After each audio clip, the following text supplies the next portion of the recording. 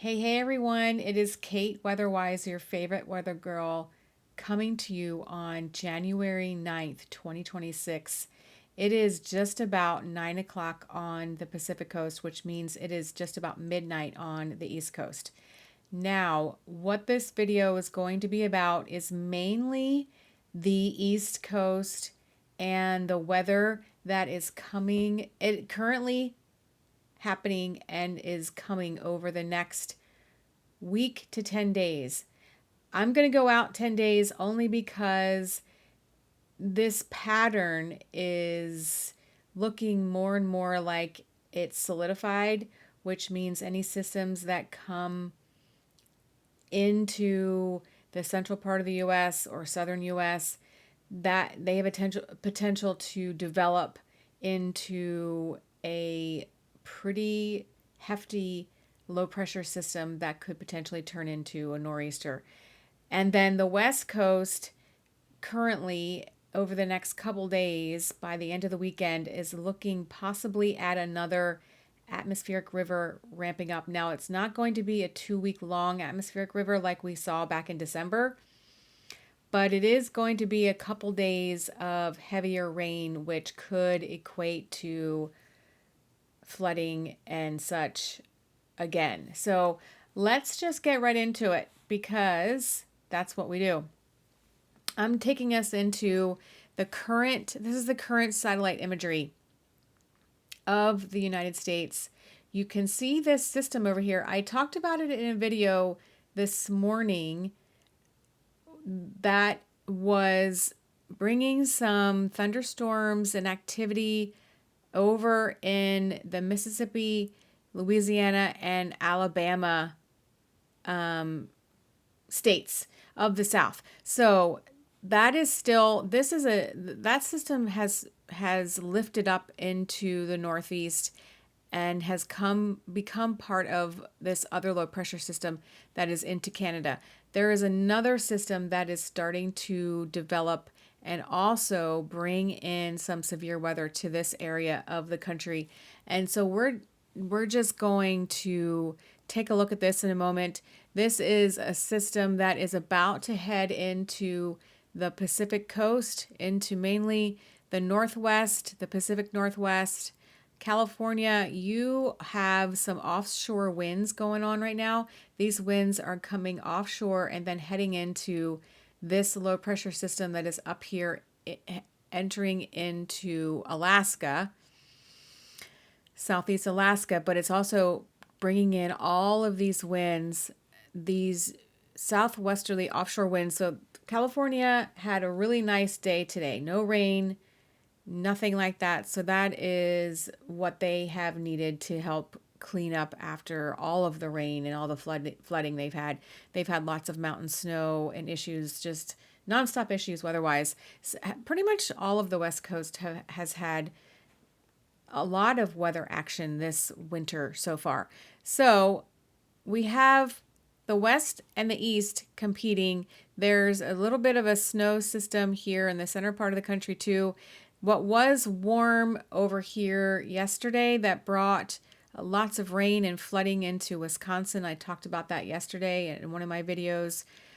It is now being replaced, getting ready to be replaced by colder air, and we'll see that too here in a moment. So we're going to go over to the National Weather Service. This is the homepage for all of the watches and warnings that are going on in the country right now.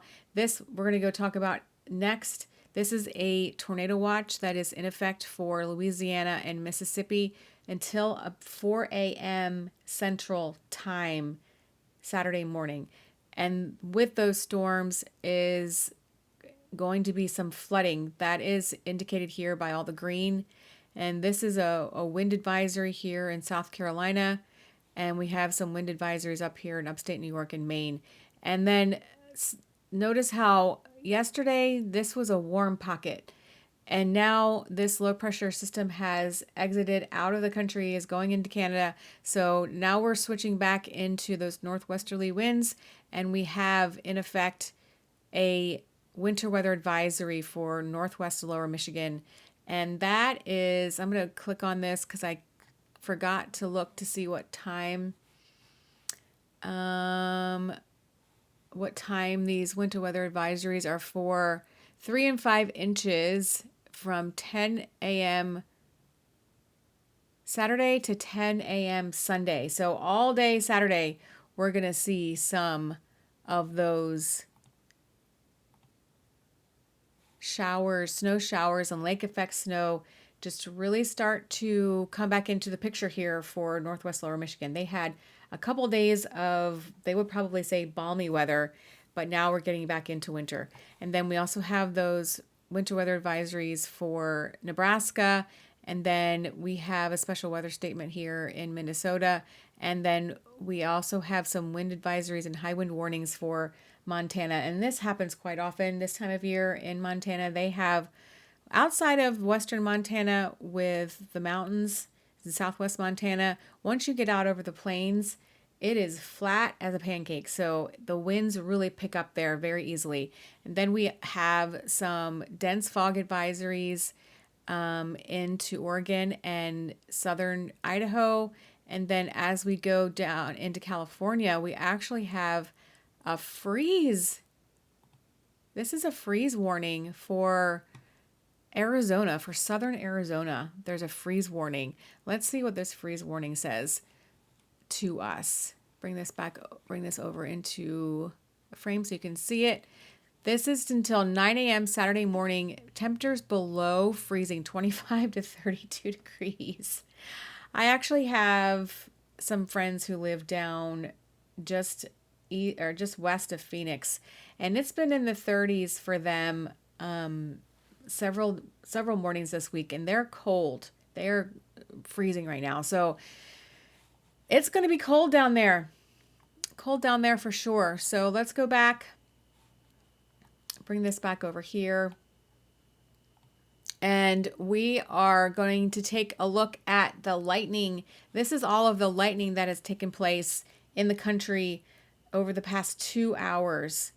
Last 2 hours, 1,000 strikes. Look at how many strikes there has been. There's not a tornado watch over in Texas, but there certainly is a lot of lightning over in Texas. The dynamics aren't quite there for Texas, but there is some dynamics in place that could become tornadic cells over here in this area. So look at all the lightning in Texas up into northwestern Louisiana and then northeastern Louisiana and then again over into Mississippi and Alabama. And like I said, that tornado watch is in effect until 4 a.m. Central Time. So we'll see how that goes. Now, where I'm going to take us now to the map that shows, this is the European map over the next 10 days. And this is that system here right now that's bringing all of the active weather, thunderstorms, possible tornadoes, tornado watch, and just general thunderstorms. And this is that low that is exiting out of the country, is up into Canada now. And it's bringing behind it some colder air. Some wind has been here all day long with this system. And then we go back here over into, this is Colorado and this is Nebraska, or I'm sorry, Kansas. This is Kansas and this is the panhandle of Oklahoma. There's some snow out this way as well. This is good. It has come through the mountains of Colorado today, so they have been really, really sparse with snow this winter season. So, and then we have, like I said, we have that offshore flow here in California. That's due to this high pressure and that counterclockwise airflow. So that is nice. That is really nice for them. And then up in here to the north, to the Pacific Northwest. So let's animate this. You see this system continuing to move forward. This is another system that comes into play tomorrow, bringing again those showers and thunderstorms that are coming in to the southern states. This line gets going. This is 10 o'clock tomorrow morning. There may be another watch, severe thunderstorm watch, because this line looks really defined here. It may just be severe thunderstorms because instead of a tornado watch, because this could be straight line winds, but a straight line wind storm line that just comes through instead of having sort of discrete cells or supercells that form. It is January, and like I said, January tends to be a month where there's some Gulf air that's coming up and mixing in with these low pressure systems that come across here, and it just kind of creates a perfect recipe for severe weather to bubble up and pop up. So that's what's happening here over the next 12 to 20 hours, maybe 18 hours or so, as this heads across the southeast. And then as it gets further, it starts to break up, but we do see some rain up here into the mid-Atlantic and the Maryland, Delaware, southern Pennsylvania, New Jersey, Virginia area. And then this starts to exit out. And then this system comes in for around the 11th, which is Sunday, Saturday night into Sunday. This low pressure system gets wound up and it gets windy again over the upper Midwest, bringing with it some cold air behind it, some thunderstorms out in front. It looks maybe like it would just be rain, like those same dynamics that we have seen down here in the South won't quite be there when this comes through, but behind it is going to be some cold air, as I have mentioned, colder air that is coming in for this eastern part of the country, and also some wind. Now this system heads off the coast. This is the atmospheric river situation that has been advertised a little bit over the last day or two. And so this is looking more like it, although it's just going to stay into Western Washington. It's not going to really push eastward into Eastern Washington, into Idaho or Montana. It's going to stay put. So it's going to hit those Cascade Mountains and sort of just rain itself out. And then we'll see here in a minute, we're going to look at the precipitation totals that are going to come from over the next couple days. So it just stays pretty rainy over here, and snow levels are going to rise as well. So the feet of snow that fell in the Cascades throughout this week is going to turn to yuck and just kind of cement. So the skiers and the snowboarders and the snow lovers, it's not going to be a good time to do any of those things over the next several days because of all of this rain that's coming in with that warmer pattern setting up and snow levels rising. So that is going to be a big case for flooding in the lowlands of Western Washington coming up here towards the end of the weekend. So I don't like bringing that up again. I used to live in Western Washington. I have several friends who still live over there. So they're always asking me about this because they know my passion for weather, and I don't like bringing the bad news, but this looks more and more likely that they're going to at least have a couple days of yuck. So here we go. This is the 12th. So Monday, this is by Monday morning. It's still there. It's still there. It's still there. It's still there. It's still there. And then by Tuesday, it looks like it's going to start going away. Now I'm going to back up a little bit because I'm going to move back over to the east. As you can see, this cold pocket, this cold trough is still with us down into Virginia on Monday, early Monday morning.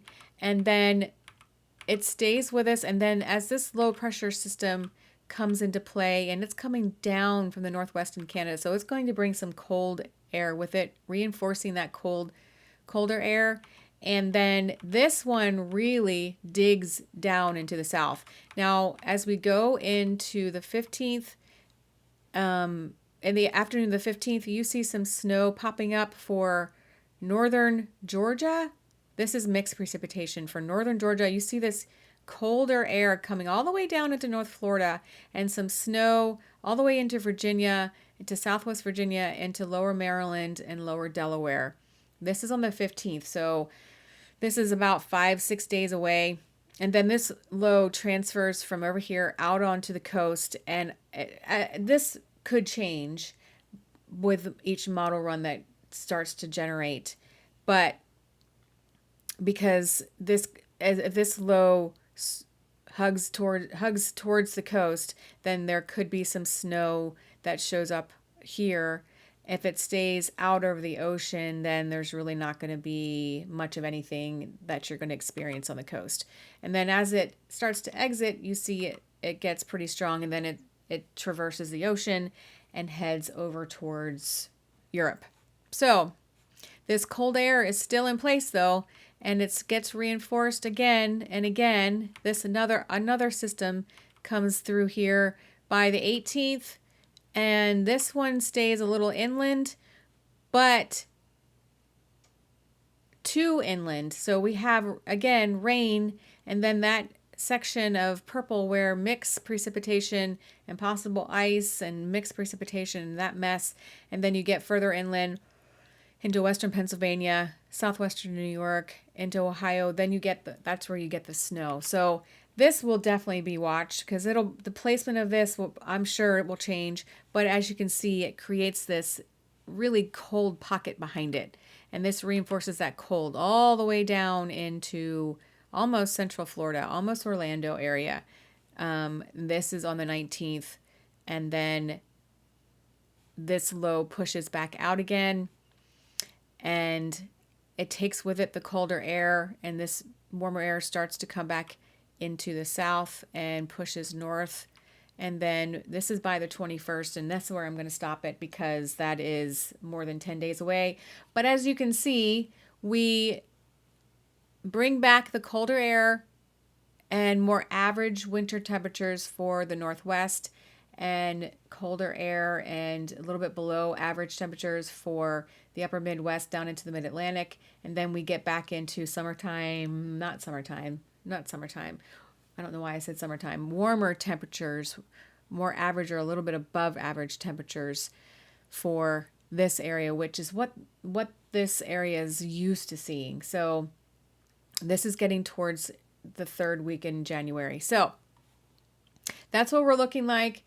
And that's what I wanted to bring you up to speed on. This is overnight tonight into tomorrow. We have the severe weather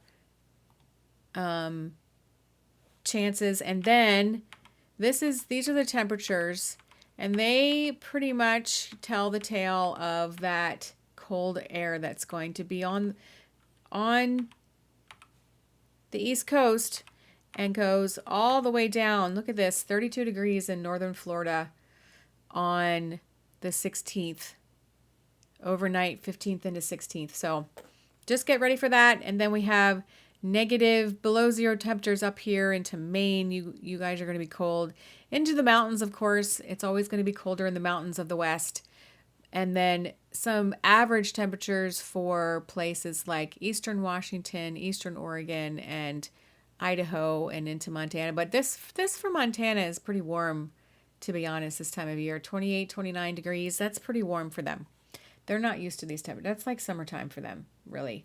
But that is this I wanted to show you too. This takes us through the next week and through the weekend. This takes us through Tuesday, January 13th, which is my birthday. This is the amount of rain that is expected to fall.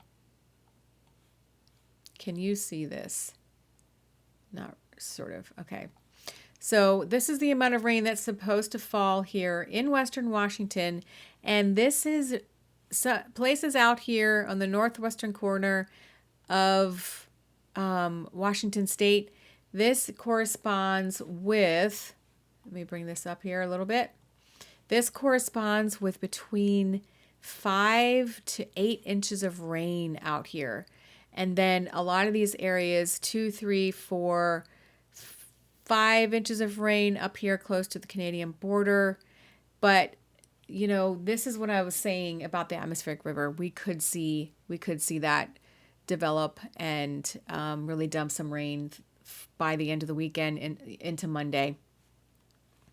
So, and then we have a swath of rain from those storms. That's why they had the flood watches in place from those systems that are coming through right now and stretching all the way up into Virginia and to central Maryland, into Delaware, and to southern New Jersey. So these are all things I will keep an eye on because that's what I do.